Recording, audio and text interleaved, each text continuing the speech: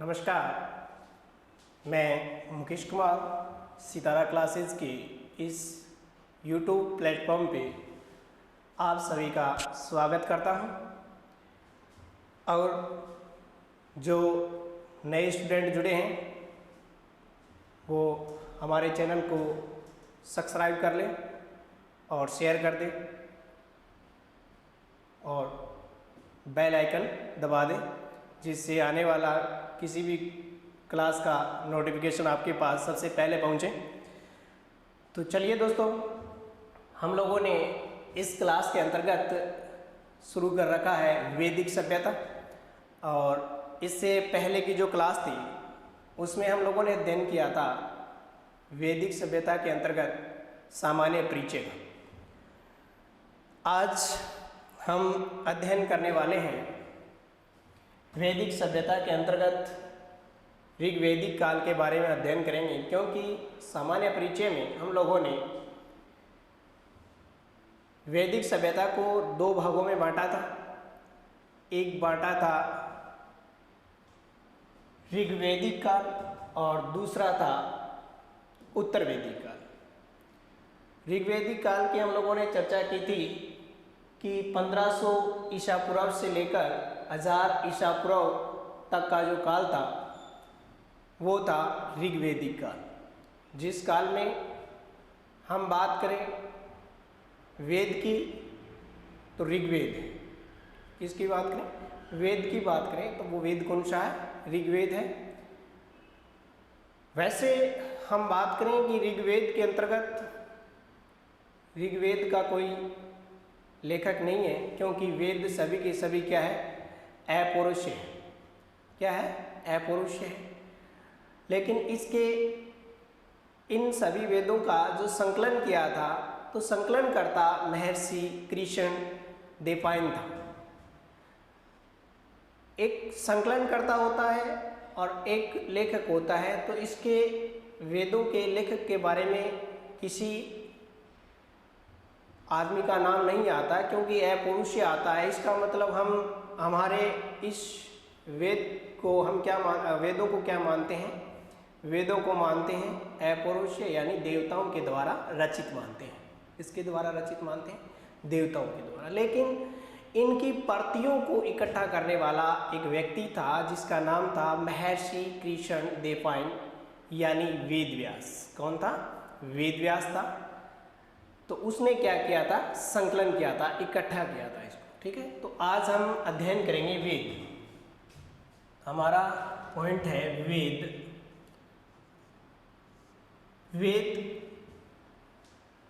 वेद है वो कुल कितने हैं? 4। कितने वेद हैं? 4 वेद हैं। 4 वेदों के अंतर्गत हम बात करें ऋग्वेद, दूसरा है सामवेद, तीसरा है यजुर्वेद,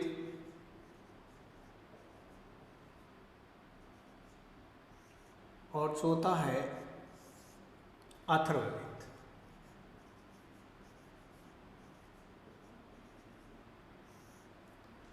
वेद कुल कितने हैं? 4।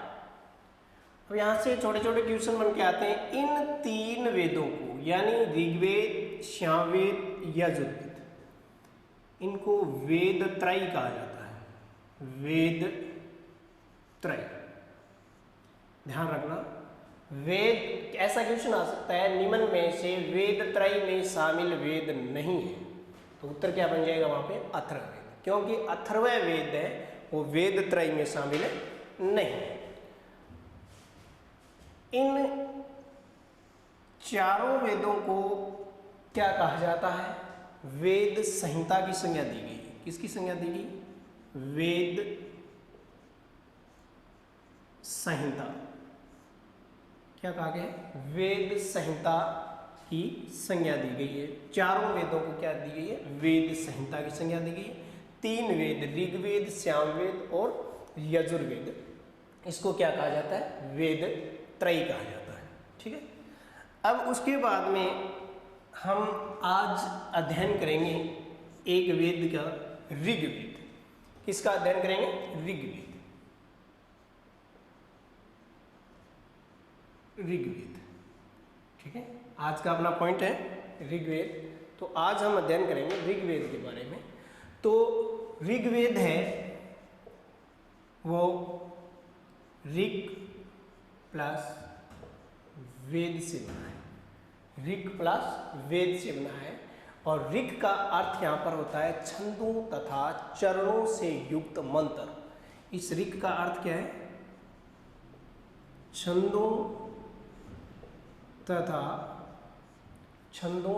चरणों से युक्त मंत्र, चरणों से युक्त मंत्र, ठीक है। ऋग का अर्थ क्या है? छंदों तथा चरणों से युक्त मंत्र। ऋग्वेद है ये सबसे प्राचीन वेद है, सबसे प्राचीन वेद है, जिसकी रचना हुई थी तो वो लगभग सरस्वती नदी के किनारे मानी जाती है। कौन सी नदी के किनारे? सरस्वती नदी के किनारे मानी जाती है। उसके बाद हम बात करें इस वेद में, ऋग्वेद में मंडलों की बात करें तो मंडल कुल कितने? 10 मंडल। मंडल कितने? 10 मंडल है। ऋग्वेद में अष्टक की बात करें तो अष्टक कितने? 8। ऋग्वेद में अष्टक कितने? 8। अध्याय की बात करें, अध्याय ऋग्वेद में 64 अध्याय। अध्याय कितने? 64 अध्याय। श्लोक की बात करें हम लोग तो इसमें 1028 श्लोक है, 1028 श्लोक है। मंत्रों की बात करें तो अलग अलग जगह मंत्र कहीं 10,482 बता रखे हैं, कहीं 10,584 बता रखे हैं। तो हम लगभग मंत्रों की बात करेंगे यहाँ पे। लगभग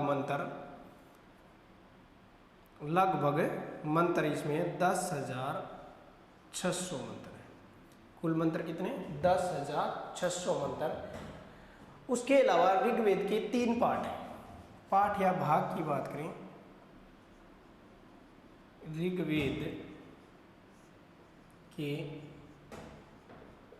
पाठ या हम बात करें भाग, ऋग्वेद के पाठ या भाग की बात करें तो इसमें 3 है। कितने हैं? 3। साकल,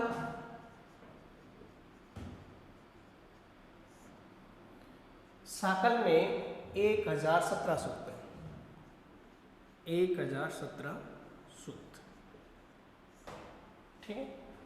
उसके बाद में वलाखिल्य,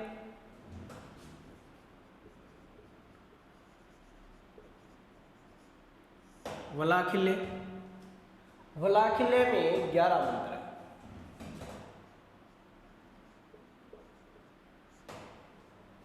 उसके बाद में वाष्कल,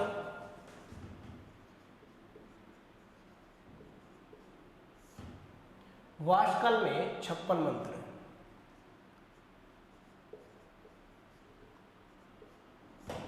कितने मंत्र हैं? 56 मंत्र है। ऋग्वेद का जो पाठ करने वाला पुरोहित होता है, ऋग्वेद का जो पाठ करने वाला, पाठ या पढ़ने वाला पुरोहित होता है,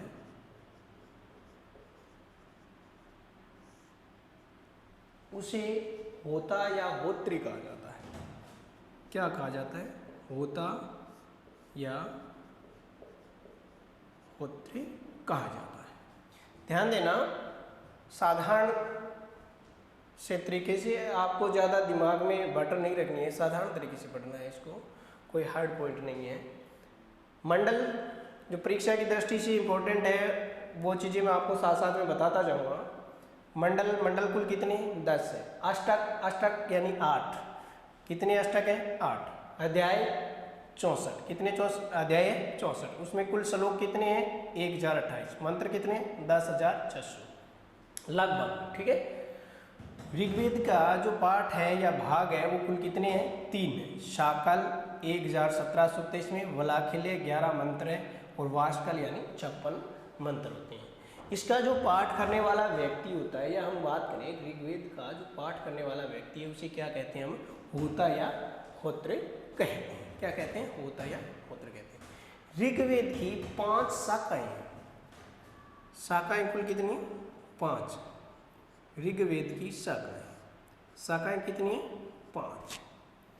ऋग्वेद की शाखाएं कितनी 5। शाकल,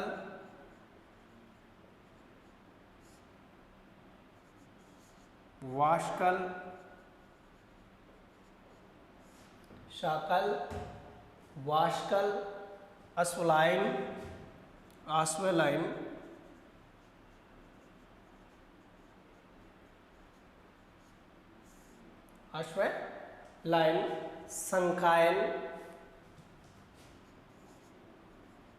शाखायन, ठीक है, शाखायन और मांडुक्य।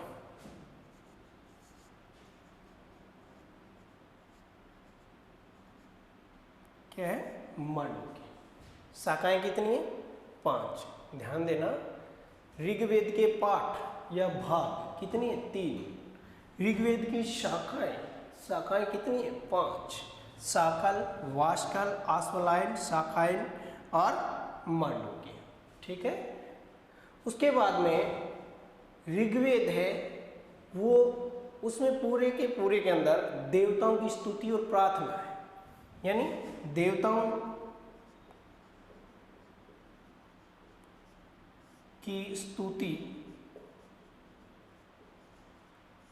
एवं प्रार्थना है। सबसे प्राचीन वेद है ये, और इसमें किसको देवताओं को खुश करने के लिए, देवताओं के लिए स्तुतियां की गई है और प्रार्थनाएं की गई है, ठीक है। एक बार के लिए देख लो, ऋग्वेद यानी अपने वेदों की संख्या कुल कितनी है 4 है। ऋग्वेद, सामवेद, यजुर्वेद, अथर्ववेद, ठीक है। ऋग्वेद, सामवेद, यजुर्वेद को क्या कहा जाता है वेद त्रयी कहा जाता है। चारों वेदों को क्या कहा जाता है वेद संहिता कहा जाता है। क्या कहा जाता है वेद संहिता कहा जाता है। आज हम पढ़ रहे हैं ऋग्वेद। ऋग्वेद है ऋक प्लस वेद से बना है, ठीक है। ऋक का अर्थ होता है छंदों तथा चरणों से युक्त मंत्र। ये सबसे प्राचीन वेद है। इसकी रचना सरस्वती नदी के किनारे हुई थी। कौन सी नदी के किनारे हुई थी सरस्वती नदी के किनारे हुई थी। ऋग्वेद में कुल मंडल कितने हैं 10 मंडल हैं। अष्टक कितने हैं 8 है। अध्याय कितने हैं 64 है। श्लोक कितने हैं 1028 है। मंत्र कितने हैं लगभग 10,600। ऋग्वेद में पाठ या भाग कितने हैं 3 है। शाकल जिसमें 1017 सूक्त है, वलाखिल्य जिसमें 11 मंत्र हैं और वाष्कल में 56 मंत्र हैं। उसके बाद में जो ऋग्वेद को पढ़ने वाला या ऋग्वेद का पाठ करने वाला पुरोहित होता है उसे क्या कहा जाता है होता या होत्र कहा जाता है। ऋग्वेद की कुल शाखाएं कितनी हैं शाकल, वाष्कल, अश्वलायन, शाखायन और मांडुक्य, यानी कुल कितनी शाखाएं हो गई 5 शाखाएं हो गई। उसके बाद में देखते हैं नेक्स्ट।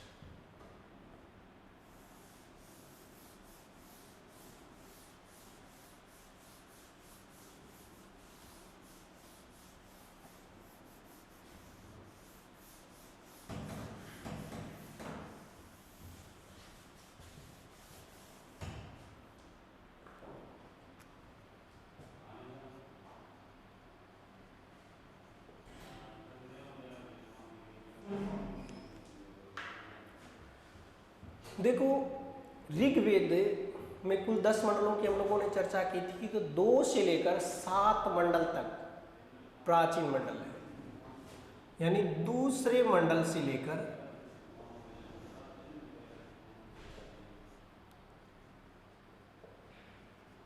7वें मंडल तक दूसरे मंडल से लेकर 7वें मंडल तक कौन से मंडल है ये, यानी ऋग्वेद के प्राचीन मंडल है। क्या है ये, प्राचीन मंडल है। याद रखना 2 से लेकर 7वें मंडल तक ऋग्वेद के प्राचीन मंडल है। पहला व 10वां मंडल, प्रथम मंडल व 10वां मंडल। 10वां मंडल क्या किया गया है, बाद में जोड़ी गई, या हम कह सकते हैं नवीनतम मंडल है। क्या कह सकते हैं, नवीनतम मंडल है। ठीक है। उसके बाद में हम बात करें तृतीय मंडल की।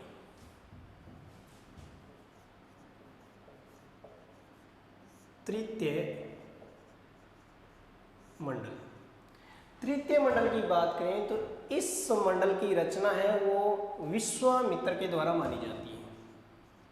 किसके द्वारा मानी जाती है, विश्वामित्र जी के द्वारा इस मंडल की रचना मानी जाती है। और तीसरे मंडल में ही क्या है, गायत्री मंत्र है। क्या है, गायत्री मंत्र है। और जो किसको समर्पित है, जो सूर्य या सविता को समर्पित है। गायत्री मंत्र किसको समर्पित है, सूर्य या कह सकते हैं, या सविता कह सकते हैं, सविता को समर्पित है।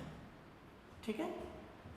यानी तीसरे मंडल में विश्वामित्र जी के द्वारा रचित प्रसिद्ध गायत्री मंत्र है, जो किसको समर्पित है, सूर्य या सविता को समर्पित है। उसके बाद में बात करें चतुर्थ मंडल की।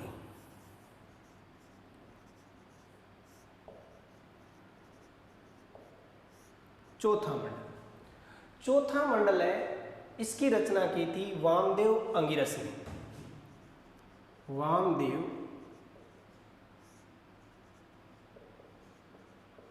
अंगिरस। इस मंडल में कृषि से संबंधित व्याख्या की गई है, या कृषि से संबंधित है। ये मंडल किससे संबंधित है, कृषि से संबंधित है। मुख्य मुख्य मंडल है वही मैं आपको बताऊंगा परीक्षा की दृष्टि से, चाहे वो आरपीएससी लेवल का कोई भी एग्जाम हो, चाहे यूपीएससी लेवल का कोई भी एग्जाम हो, तो मुख्य मुख्य जो परीक्षा की दृष्टि से इंपॉर्टेंट होगा वो बताऊंगा आपको। ठीक है। और कोई भी एग्जाम हो, चाहे उसमें जिसका हिस्ट्री सब्जेक्ट टॉप रहता है वो जीके में अव्वल रहता है। उसके बाद में बात करें हम लोग 7वें मंडल की। 7वां मंडल,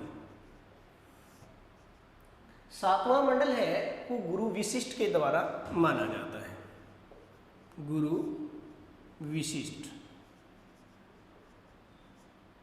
किसके द्वारा रचित माना जाता है, 7वां मंडल गुरु विशिष्ट के द्वारा माना जाता है। और इस मंडल में ध्यान देना इंपॉर्टेंट है, ये ध्यान देना कि 7वें मंडल में प्रसिद्ध 10 राज्य युद्ध का वर्णन किया गया है। कौन से युद्ध का वर्णन किया गया है, 10 राज्य युद्ध का वर्णन किया गया। कौन से मंडल में मिलता है ये वर्णन, 10 राज्य युद्ध का वर्णन हमें 7वें मंडल में मिलता है। यहाँ पर बात करें कि 10 राज्य युद्ध था तो वो किस प्रकार का था, कैसा था। तो एक तो था भारत जंग, क्या था, भारत जंग। और एक था 10 राजाओं का संघ। ध्यान देना, 10 राजाओं का संघ, 10 राजाओं का संघ था। भारत जंग और 10 राजाओं के संघ के बीच कौन सा युद्ध हुआ था, 10 राज्य युद्ध हुआ था। अब भारत जंग का जो राजा था वो था सुदास। कौन था, सुदास। भारत जन का राजा था वो कौन था, सुदास था। भारत जन था उसका पुरोहित था वो था गुरु विशिष्ट। कौन था, गुरु विशिष्ट। गुरु विशिष्ट। भर्तजन था ये त्रिशु जन से संबंधित था, या इसका जो जन था वो क्या कहलाता था? त्रिशु कहलाता था। त्रिशु जन उस समय का सबसे बड़ा जन था। त्रिशु जन है वो उस समय का सबसे बड़ा जन था। और भर्तजन की इस युद्ध में क्या हुई थी? विजय हुई थी। भर्तजन की इस युद्ध में क्या हुई थी? विजय हुई थी। इसी कारण ऐसा माना जाता है कि भरत के कारण ही हमारे देश का नाम क्या पड़ा था? भारत पड़ा था। क्या पड़ा था? भारत पड़ा था। दूसरी साइड हम बात करते हैं 10 राजाओं की। इसमें क्या था कि 5 तो मुख्य जन थे, 5 तो मुख्य जन थे और 5 ऐसे छोटे जन थे। तो यहाँ से भी कई बार क्वेश्चन पूछ लिया जाता है। तो यहाँ पर 10 राजाओं का यह संघ था और इनका पुरोहित था, यानी 10 राजाओं का एक पुरोहित था जिसका नाम था विश्वामित्र या विश्वामित्र जी। विश्वामित्र जिसने क्या किया था? विश्वामित्र ने गायत्री मंत्र की क्या की थी? रचना की थी। ठीक है, तो वही पुरोहित किनका था? 10 राज्य या 10 राजाओं का था।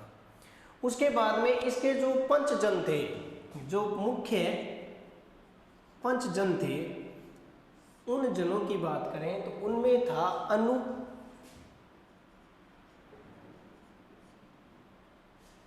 दर्यु,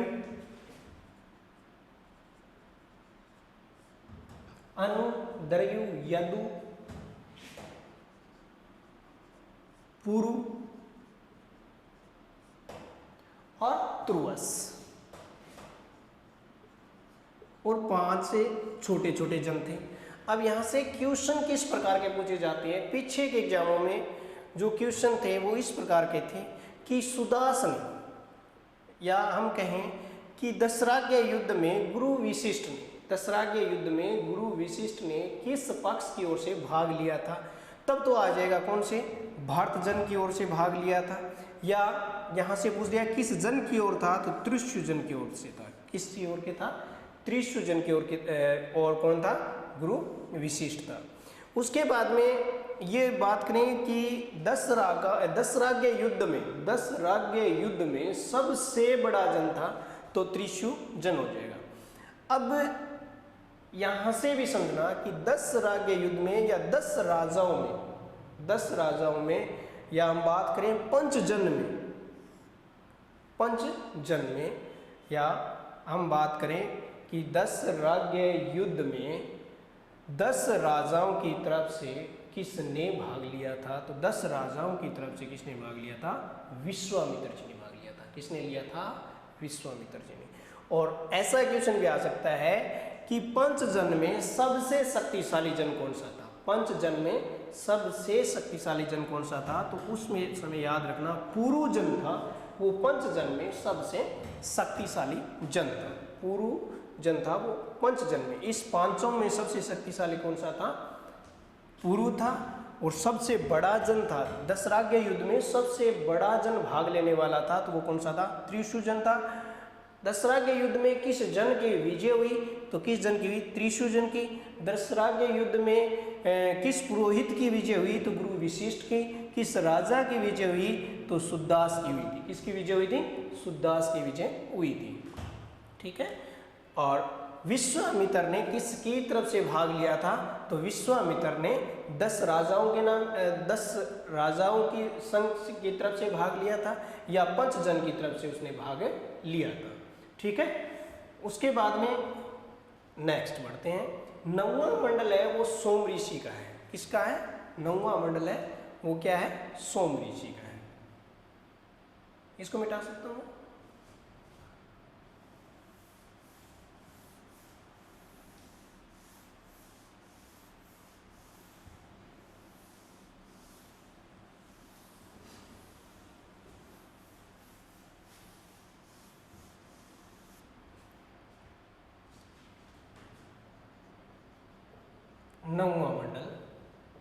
नौवां मंडल है वो क्या है? सोम ऋषि। ठीक है। और 10वां मंडल है वो नवीनतम मंडल भी है।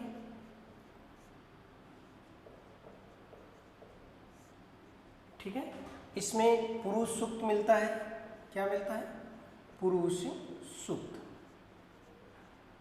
पुरुष सूक्त मिलता है। और पुरुष सूक्त में पहली बार एक शब्द आया था वर्ण शब्द। कौन सा शब्द आया था?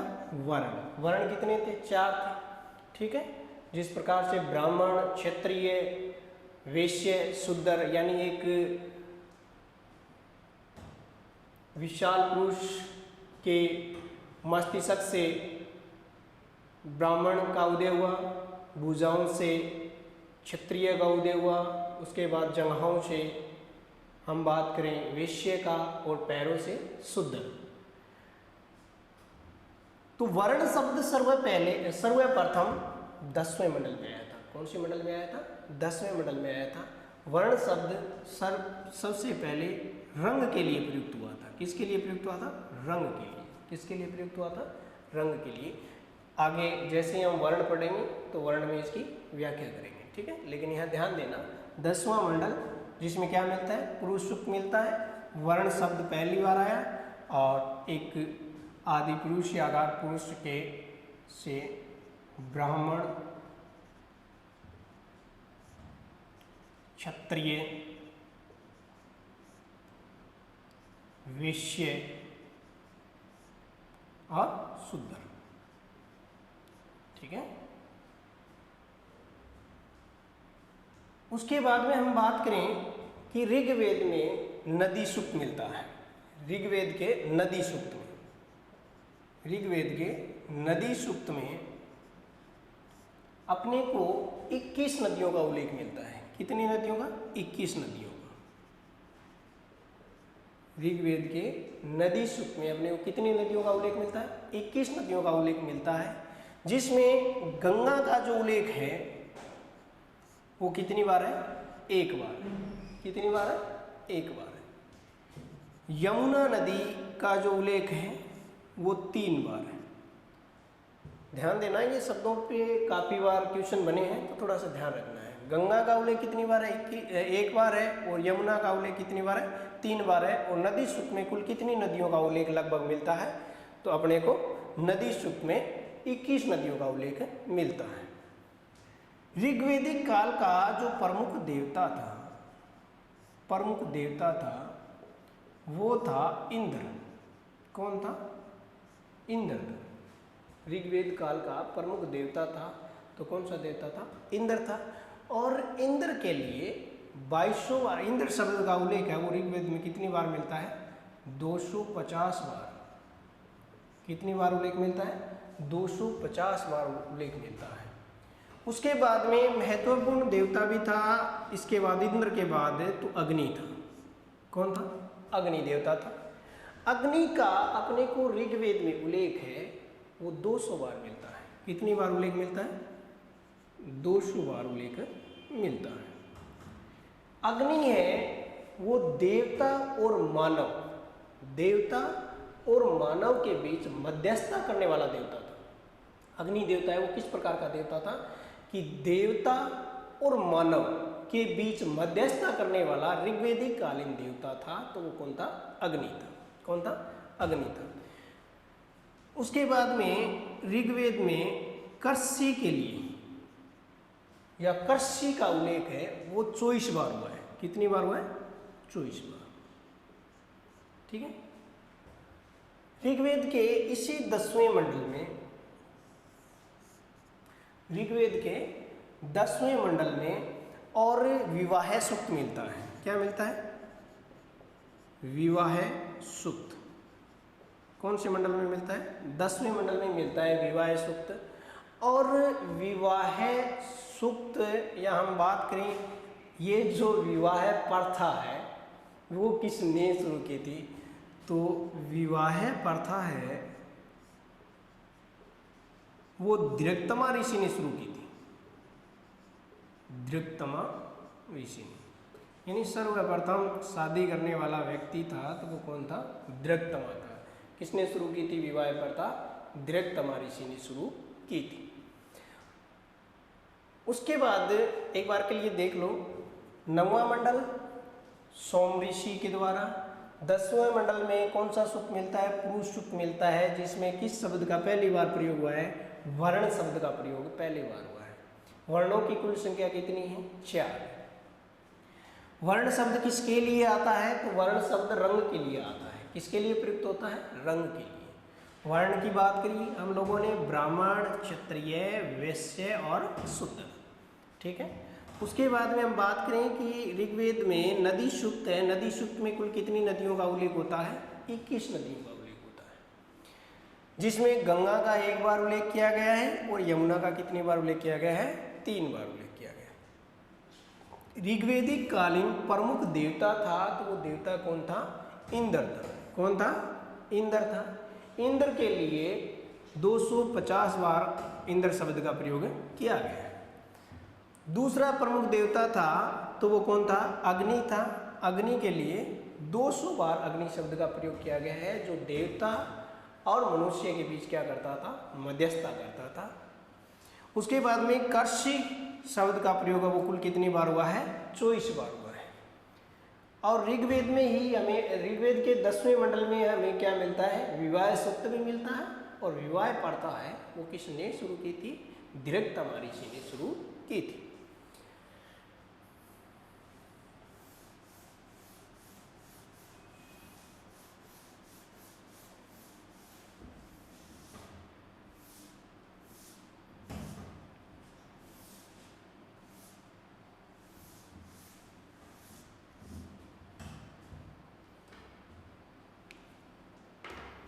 उसके बाद में बात करते हैं कि ऋग्वेद में ही अपने को एक वर्णन मिलता है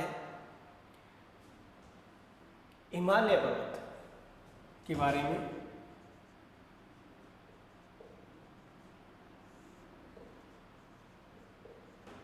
ठीक है, इस हिमालय पर्वत पर मुजवंत चोटी की चर्चा होती है। कौन सी चोटी की? मुजवंत चोटी। मुजवंत चोटी जो वर्तमान में कहाँ है? तिब्बत में। कहाँ है वर्तमान में? तिब्बत में। इस मुजवंत चोटी पर क्या होता था कि एक सोम का पौधा पाया जाता था। किसका पौधा? सोम का पौधा।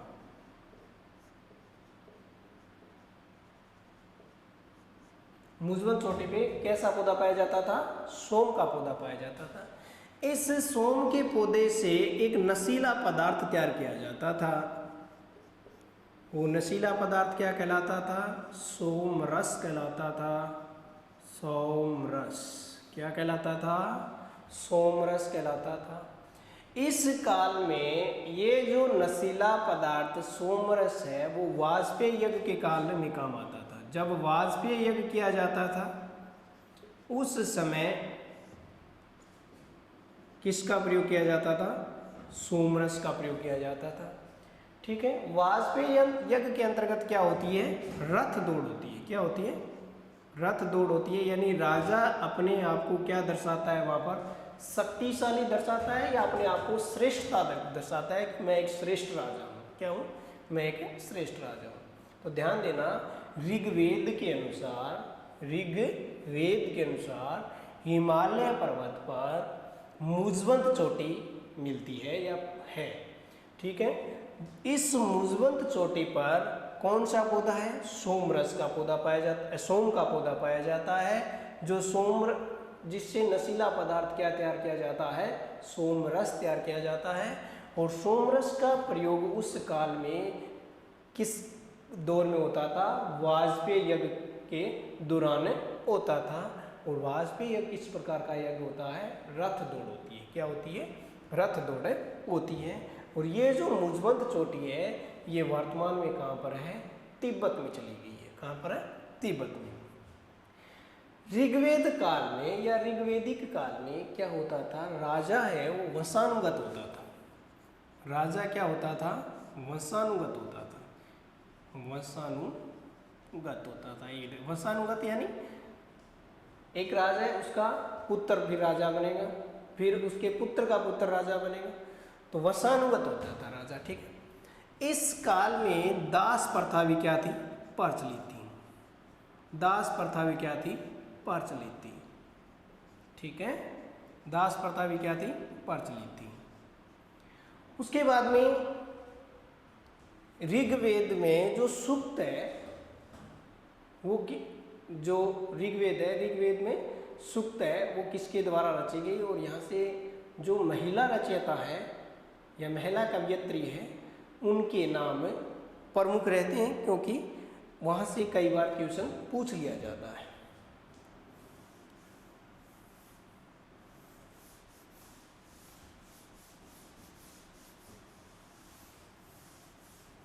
तो पहले चर्चा करेंगे ऋग्वेद की सूक्तियों का पुरुष रचयिताओं की, और बाद में बात करेंगे महिला रचयिताओं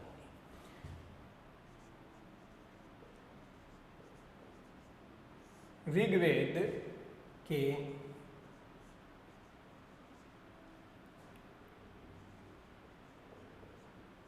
सूक्तों के पुरुष रचयिता, यानी ऐसे कौन से महान पुरुष है जो ऋग्वेद के सूक्तों के रचयिता माने जाते हैं, तो उनमें नाम आता है विश्वामित्र,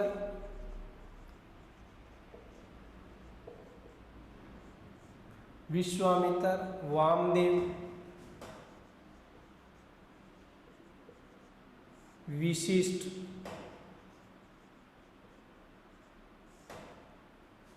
और अत्रि, गृहत समत।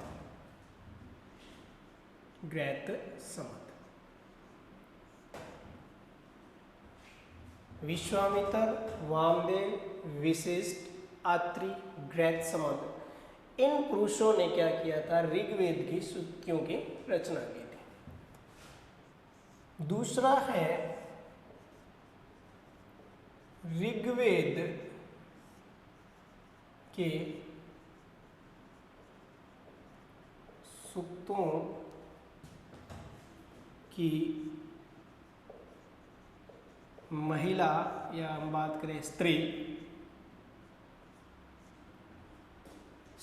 रचयिता।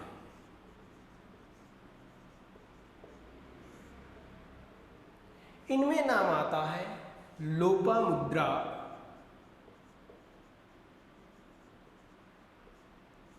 सची, पोलमी,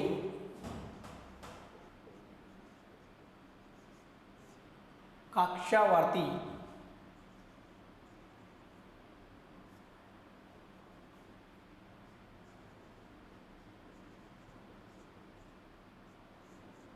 ठीक है, ये भी नाम याद रखने हैं, कई बार यहाँ से ऐसे क्वेश्चन पूछ लिए जाते हैं। ठीक है, उसके बाद में आगे है ब्रूज वृक्ष की छाल पर। ब्रूज वृक्ष की छाल पर लिखी ऋग्वेद की पांडुलिपि,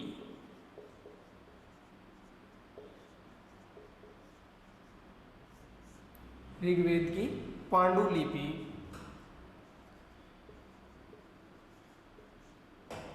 कश्मीर से प्राप्त हुई है। कहाँ से प्राप्त हुई है? कश्मीर से प्राप्त हुई है। यहाँ ध्यान देना, ब्रूज वृक्ष की छाल पर लिखी ऋग्वेद की पांडुलिपि हमें कहाँ से प्राप्त हुई है? तो कहाँ से प्राप्त हुई है? ये हमें कश्मीर से प्राप्त हुई है। कहाँ से प्राप्त हुई है? कश्मीर से प्राप्त हुई है। इसी के साथ नेक्स्ट क्लास में फिर मिलेंगे। All the best. चैनल को सब्सक्राइब करें और ज़्यादा से ज़्यादा शेयर करें और बेल आइकन को दबा दें, जिससे आने वाली किसी भी कक्षा का नोटिफिकेशन आपके पास सबसे पहले पहुंचे।